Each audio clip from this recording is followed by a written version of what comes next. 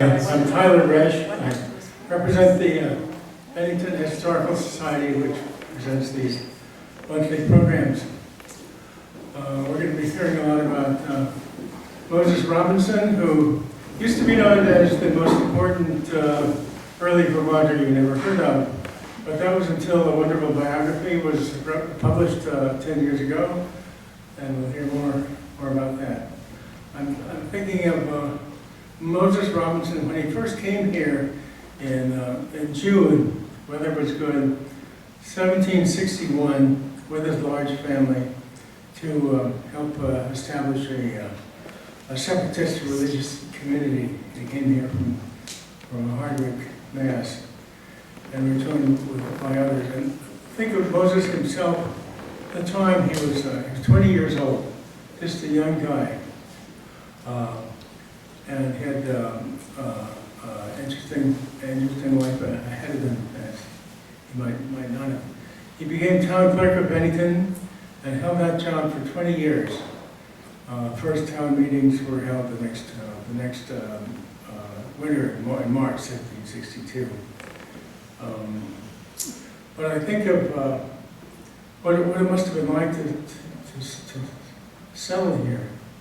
And they settled up near the Academy Library, with no infrastructure, no houses, no people, no nothing. It was quite a bold move to make.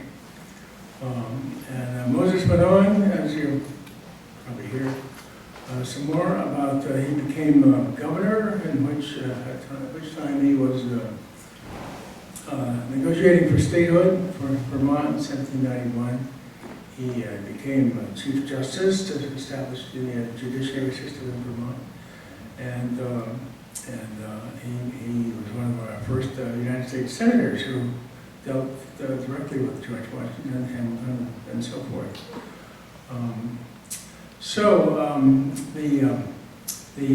The biography was written by Judge Robert Mello, who has been a practicing attorney in Vermont for some 38 years. In 2010, he was appointed the superior judge by Governor Jim Douglas, and he held that position until he retired in 2022.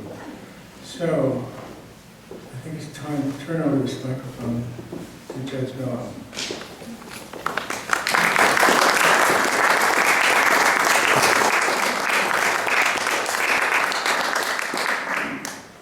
Thank you, Tyler. Yes, sir. So good to see you always. Bennington wouldn't be the same without Tyler. He was in charge of the library and collections when I was researching Moses Robinson and the founding of Vermont, and I couldn't have done it without his help. I spent many days down here researching and loved the place, loved Bennington, and particularly this venue. So happy Father's Day to those of you who are fathers, grandfathers, stepfathers, godfathers, and all the like. On this Father's Day in Bennington, I thought it would be fitting that we honor one of Bennington's most important founding fathers. Over 200 years ago, Moses Robinson recognized that a healthy democracy requires at least 3 basic ingredients: an independent judiciary, a respect for the rule of law, and the right of every citizen to vote. Those issues are just as timely today as they were then. Our independent judiciary and even our democracy are under constant threats. So we need to defend them. Moses Robinson understood that 200 years ago, and that's one of the many lessons we need to learn from him and his colleagues. So we are all familiar, and let me discuss his role in particular in bringing about an independent judiciary, the rule of law, and the right to vote of every citizen in Vermont. Of course, that was male citizens back then, but eventually, fortunately, all of us. So we are all familiar and very comfortable with the idea of an independent judiciary. It's the very foundation of our system of justice. We understand the importance of maintaining a judiciary that is independent of political influence and special interests, and the need for judges to be guided solely by the rule of law and the cause of justice in deciding cases. But the judiciary in the United States was not always independent, and there are valuable lessons that we can learn by recalling how the independent judiciary came about. So before 1776, before Jefferson's Declaration of Independence, we're still colonies of Great Britain. Before 1776, judges in America were appointed by royal colonial governors and held office at the pleasure of the crown. Royal courts during the colonial period often functioned as political bodies. They assessed taxes, they granted licenses, they supervised road repairs, they set prices, and they generally enforced royal policies at the local level.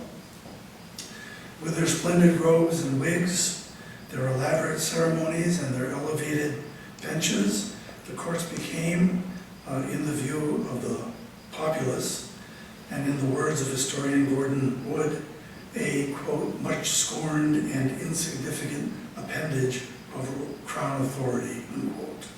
The judiciary was not very popular back then. For Vermonters, the Albany eviction trials of 1770 and 1771 provide the most spectacular example of what can go wrong when judges are not independent or impartial. In June of 1770, the New York Supreme Court convened in Albany to hear suits designed to evict several settlers from their farms here in Bennington. The settlers had purchased their land from charters issued by the provincial governor of New Hampshire.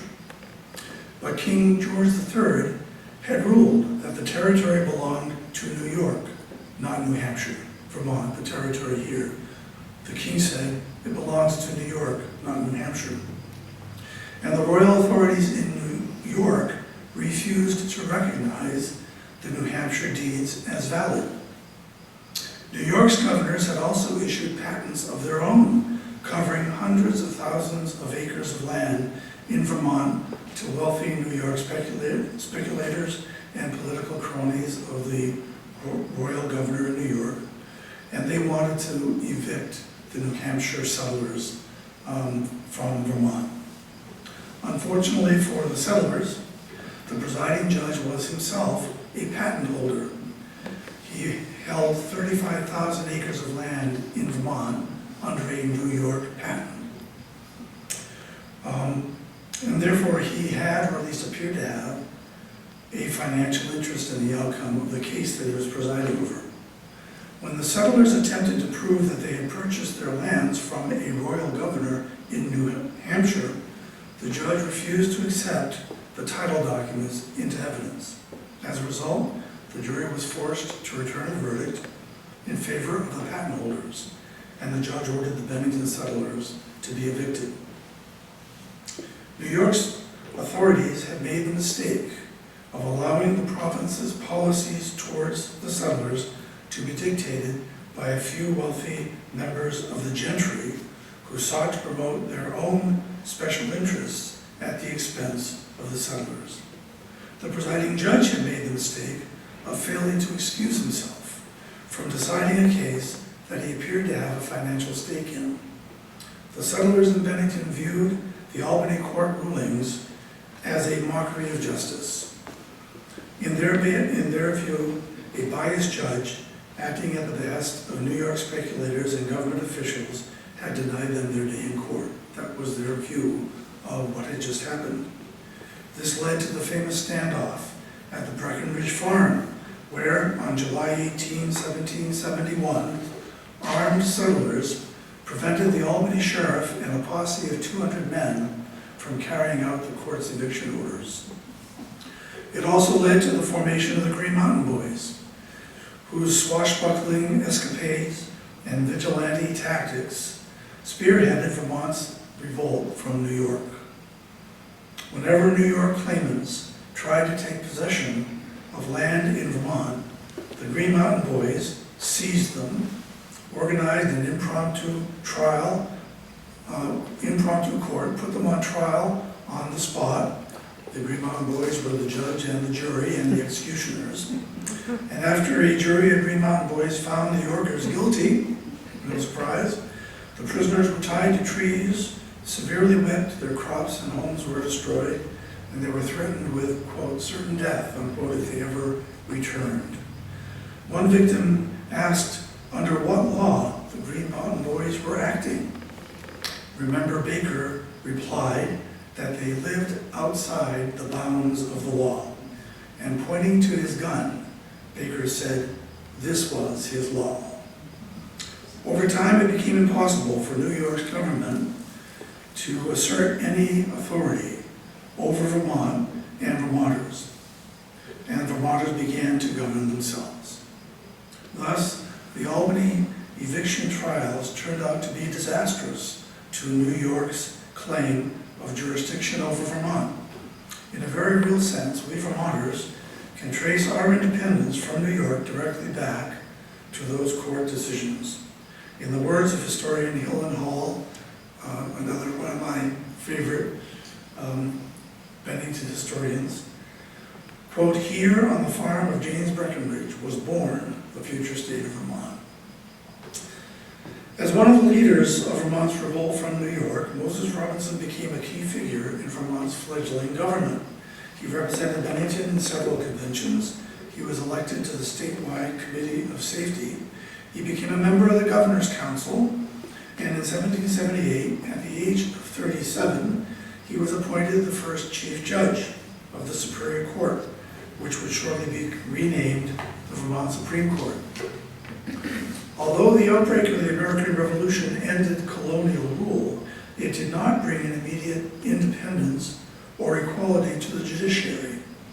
In nearly every state, as well as in Vermont, the judiciary became subject to the popularly elected legislatures, which appointed judges to short terms of office, usually a year at a time, controlled their compensation, limited the kinds of cases they could hear, and like the House of Lords in England, the legislatures retained appellate jurisdiction over court decisions.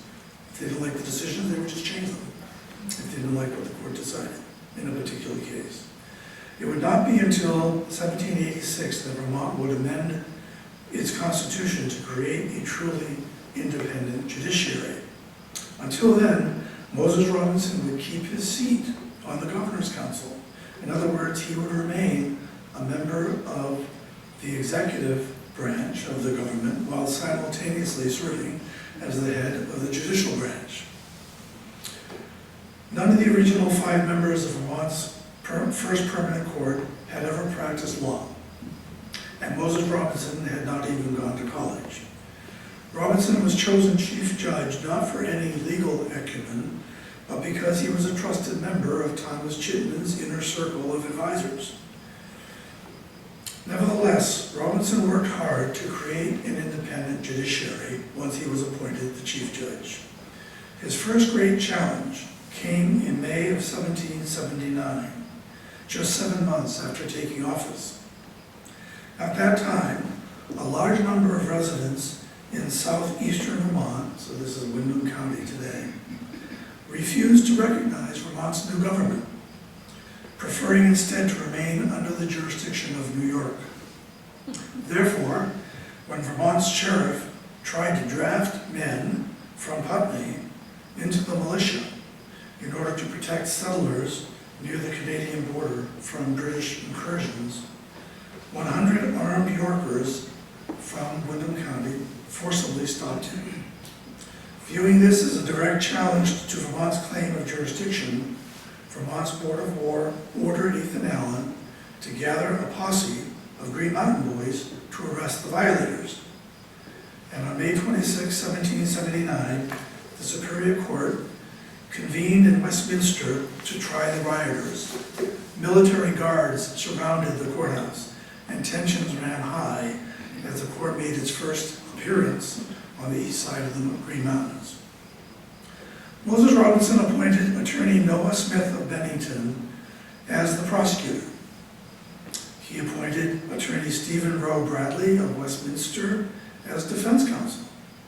And then he heard several motions. Smith conceded that 3 of the defendants should be set free because there was insufficient evidence to connect them to the crimes charged in the indictment. Bradley argued that 3 additional defendants should also be dismissed on the grounds that they were under the age of 21 and therefore not subject to being prosecuted as adults. Both requests were granted by the court, and the 6 fortunate prisoners were released. As the court prepared to address additional motions, however, Ethan Allen burst into the courtroom wearing his full military attire and a large sword. Allen had heard that prisoners were being released and set free, something that he and the Green Mountain Boys had never done, and then in their promptu trials of the Yorkers, and he had come to put a stop to it. Allen blasted attorneys Smith and Bradley for what he considered their excessive reliance on law books. And turning to the court, Ethan Allen warned Moses Robinson, "Be on your guard, lest these delinquents should slip through your fingers and thus escape the rewards they so justly do for their crimes." Despite Allen's outburst, however, Robinson remained firmly committed to following the rule of law and giving the Yorkers a fair trial. For example, at Bradley's request, the court dismissed a count charging the Yorkers with violating Vermont's brand new statute on riots, disorders, and contempt of authority, on the grounds that, although the statute had been in effect when the defendants rioted against the sheriff, it had not yet been distributed to the public. Count dismissed. That left 1 count still remaining, and their case went to trial before the jury on that count. The jury then found the defendants guilty on that 1 remaining count. And Moses Robinson imposed moderate fines on the offenders, except for the worst offenders, the leaders of the revolt. Robinson's decision over Ethan Allen's strenuous objection to follow the rule of law, rather than the Green Mountain Boys' lawless methods of the past in dealing with those Yorkers, helped engender respect for Vermont's new government among those residents in southeastern Vermont who had been deeply mistrustful of the new government. In another case in that same term, Robinson awarded money damages to Pompey Breaky Negro. That was the name of the plaintiff, Pompey Breaky Negro. He awarded money damages for the value of services Breaky had provided to the man who claimed him as a slave, because Vermont's Constitution did not recognize slavery. So the 1779 Westminster session of the court was a defining moment for the court. Another opportunity to promote an independent judiciary came in late 1786, when a constitutional convention met in Manchester to consider proposed amendments to Vermont's Constitution. Moses Robinson was elected president of the convention, which placed him in a position to influence the direction, course, and outcome of the constitutional debates. Under Robinson's leadership, the convention adopted comprehensive amendments guaranteeing the independence and integrity of Vermont's judicial branch of government. In the past, the legislature had repeatedly acted like a court of appeals, reversing Supreme Court rulings and county court decrees and ordering new trials and cases before them. To prevent that from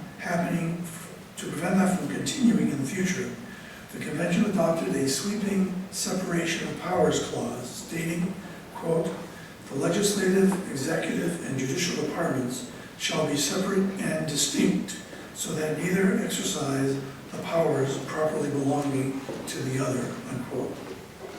The convention also adopted an amendment preventing the legislature from interfering with the ability of the courts to hear and decide specific kinds of disputes between citizens. For example, during most of Moses Robinson's tenure on the court, he had been forbidden by the legislature from hearing or deciding disputes in which the title of land is concerned, or where parties appear to have made a bargain or contract. Because of laws like this, parties with land disputes had to apply to the legislature for redress of their grievances. Their petitions often languished in the General Assembly for years before they could obtain a remedy or relief. The new Constitution made it clear that such interference in the future would be unconstitutional, and the convention underscored the point by adding that, quote, courts shall be open for the trial of all causes proper for their cognizance, and justice shall be therein impartially administered without corruption or unnecessary delay. My personal favorite provision from the 1786 convention can be found in Chapter 1, Article 4 of our Constitution, which states, quote, every person within this state ought to find a certain remedy by having recourse to the laws for all injuries or wrongs which one may receive in person, property, or character. Every person ought to obtain right and justice freely and without being obliged to purchase it, completely and without any denial, promptly and without delay, conformably to the laws. So these and other provisions assured that any citizen could expect prompt, complete, and impartial relief in a court of law without fear that the legislature might overturn the court's judgment at the request of an opponent with greater political clout. Following the convention, Robinson gave up his seat on the Governor's Council. As a result of these amendments and his resignation from the council, Vermont's judiciary was finally, and for the first time, truly independent from the other branches of government. Those important amendments remain a part of our Constitution to this day. What is particularly remarkable is that all of this occurred before the Great Constitutional Convention in Philadelphia, where the Constitution for the United States was adopted. This all happened in Vermont before the Philadelphia Convention. There's one other accomplishment of the convention that deserves mention here. Vermont's original Constitution of 1777 had been the first in the nation to provide for universal male suffrage and to eliminate all property qualifications for voting. Everywhere else in the United States, you had to be a property owner. And in many places, it had to be, there was a minimum amount of value before you were allowed to vote. Vermont, from the very beginning, said no. If you've taken the oath as a freeman, you can vote, whether you own property or not, whether you're wealthy or poor. This was one of the provisions that made Vermont's Constitution of 1777, in the words of historian Robert E. Shallop, quote, the most democratic constitution proposed by any of the American states. In 1786, however, a council of censors, which at the time was under the control of the Federalist Party, Robinson was a member of the Jeffersonian Republicans, and this was, the council of censors was under the control of the opposite party, the Federalists. The Federalists recommended that the right to vote, which the 1777 Constitution guaranteed to every man who is of quiet and peaceful behavior, be limited to just property holders. In addition, under the census proposal, voters in each town would no longer be able to elect their own representatives to the General Assembly. Representatives would be elected instead by delegates to a county convention, to county conventions. Each county would have its own convention. Delegates would be elected to the convention, And the number of representatives from each county would be based on the value of the property there, not on the number of residents. These proposed amendments threatened to shift the balance of power in Vermont from the people to the wealthy elite. Under Robinson's leadership, however, the convention rejected these amendments and retained the right to vote for all citizens without regard for property or wealth. A foundational principle underlying Vermont's unique form of democracy. Robinson must have been very proud of the convention's accomplishments and his role in bringing them about, because he signed the new Constitution, the 1786 Constitution. He signed it on July 4, 1786, the 10th anniversary of the Declaration of Independence. So Moses Robinson remained Vermont's Chief Justice until October of 1789, when he was elected governor of Vermont. His resignation marked a watershed for the court. Before October of 1789, nearly every member of the court had been a layman. But since that date, nearly every member of the court has been a lawyer. However, it is important to remember that all the work needed to make Vermont's judiciary independent had been done while the layman Moses Robinson was still in charge. Moses Robinson would go on to accomplish many other important things. For example, as Vermont's second governor, he took a leadership role in bringing Vermont into a union with the United States as the 14th state. Then, during the presidency of George Washington, Robinson represented Vermont honorably in the United States Senate, where he participated in ending the slave trade, adopting the 11th Amendment, establishing the nation's capital at Washington, D.C., and adopting the Naturalization Act of 1795, among other things. However, to my mind, as a judge, or now a retired judge, his contributions to the independence of the judiciary and to our uniquely democratic Constitution are of most lasting value. So fundamental principles such as universal suffrage, the rule of law, and an independent judiciary are all concepts that we benefit from and take for granted today. But they were controversial in their time and had to be fought for by our forebears. History shows that these principles are important and need to be preserved.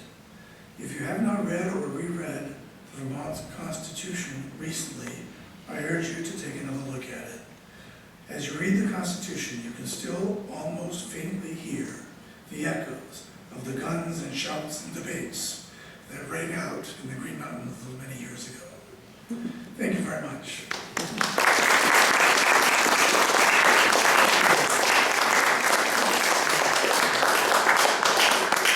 Any questions? Where is the Breckenridge property located? So Tyler's probably better at that than I am. Monument there. They call it the birthplace of Vermont, the place there by the DAR in 1927. A very important spot of history. I want to congratulate you on how you framed the story. Well, thank you. I wondered to myself, okay, why do I want to know about Moses Robinson? And by putting it into the context of our current day, that's brilliant. So thank you so much. Wonderful. Thank you. Thank you very much. You've been a great audience. Yes, sir. I'm always curious about the Council of Censors, and how do you explain that in Robinson's view and in the development of democratic Vermont? So Vermont adopted its first constitution in 1777, and it was based largely on the Pennsylvania Constitution. And Pennsylvania had this creature called the Council of Censors, so we adopted it. And the idea of a Council of Censors was that we have this Constitution and it lays out all these rules, but things can get out of hand over time. So every 7 years, we're going to elect or appoint a council called the Council of Censors. and they weren't censoring books or things like that. But they were censoring what they didn't like about what happened in the last 7 years. And they would review everything the government had done in the past 7 years. The executive branch, the judiciary, the legislature even. And because they weren't part of any of those three, they were independent. And they would decide what had been done that was not exactly in accordance with the Constitution. And do we need to amend the Constitution to fix it? Every 7 years. So this one here was the first Council of Censors. And by then, the country had divided into two political parties. It happened under Washington's administration. Jefferson versus Hamilton. The Jeffersonian Republicans versus the Hamiltonian Federalists. Jefferson thought that farmers were the backbone of the country and of the country's future. Hamilton thought, no, it's businessmen and professionals and the rich folks and the ones who have been taught and can really think through problems. They're the ones who should lead the nation, not the rabble-rousers. It was a very fundamental disagreement. Well, by the time of this first Council of Censors, the Federalists had managed to get almost all the seats on the council. And they proposed those changes that would have basically changed our form of democracy to one where the wealthy elite would have the primary say of what happens. So, so that was what happened in the first Council of Censors. But every 7 years, there would be another Council of Censors, and they would look at what they thought was wrong and suggest amendments to the Constitution. Sometimes their recommendations were accepted, most often they weren't. How were they selected? The Council of Censors, they were elected. They were elected by the people generally. Yes, sir. Thank you for your really great book. I have a question. Thank you. Do you have any insight in how the negotiation with the British, the Treaty of Paris, the end of the Revolutionary War, how that may have affected Vermont statehood and our negotiations with New York? Because the Treaty of Paris kept in place the right for loyalists to maintain their property rights. And that's something that was fought for by John Jay and Alexander Hamilton, and that's something that became very real for Vermont as we tried to become a state where we... Caused riots. What's that? It caused riots. The disagreement over the Jay's Treaty. Yes, and it was very controversial, and it barely squeaked through. What? I don't think the Jay's Treaty, though, played a very significant role in Vermont becoming independent from New York. Okay. I think the primary reason why, one of the biggest reasons why, there were two. First, Kentucky had gotten big enough that it wanted to be a state. It already earned its independence from Virginia. It had been part of Virginia. And so now it's independent and it wants to become a state. That would have tipped the balance of power in Congress to the south. So, as a counterpose, the Northerners were looking, where can we add a state that isn't going to be a slave state, and that is not going to be part of the Southern Bloc. We don't want the Southern Bloc to control the country. And so, for the first time, Congress became interested in maybe we should let Vermont become a state. We had applied repeatedly for statehood and gotten nowhere. But all of a sudden, Hamilton convinced the authorities in New York, stop it, they're independent, you're never going to own Vermont, quit trying, let them become a state, and that way we'll continue to have equal representation with the southern states. So those I think were the two main reasons why we became an independent state from New York.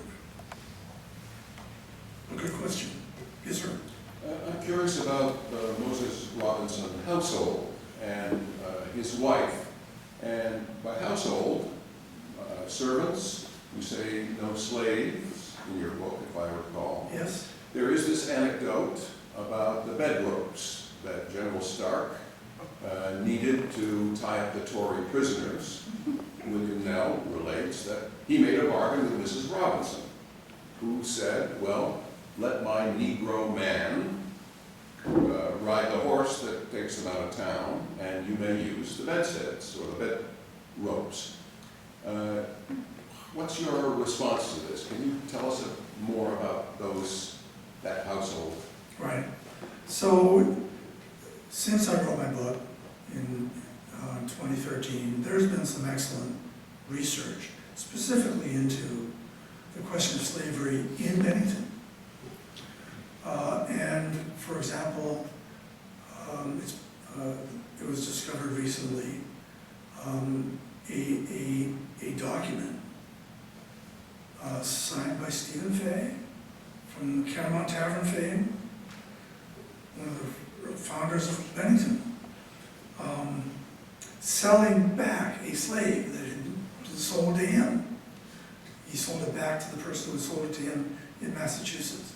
So it's unquestionable that Stephen Fay had a slave. There were many black people working in Bennington.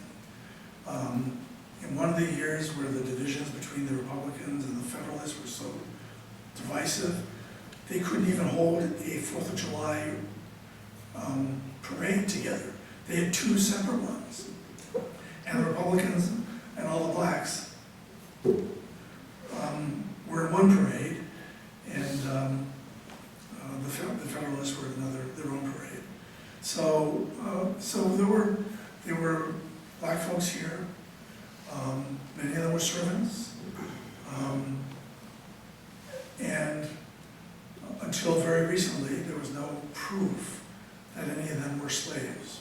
So I think we all have to stay tuned for more information about that.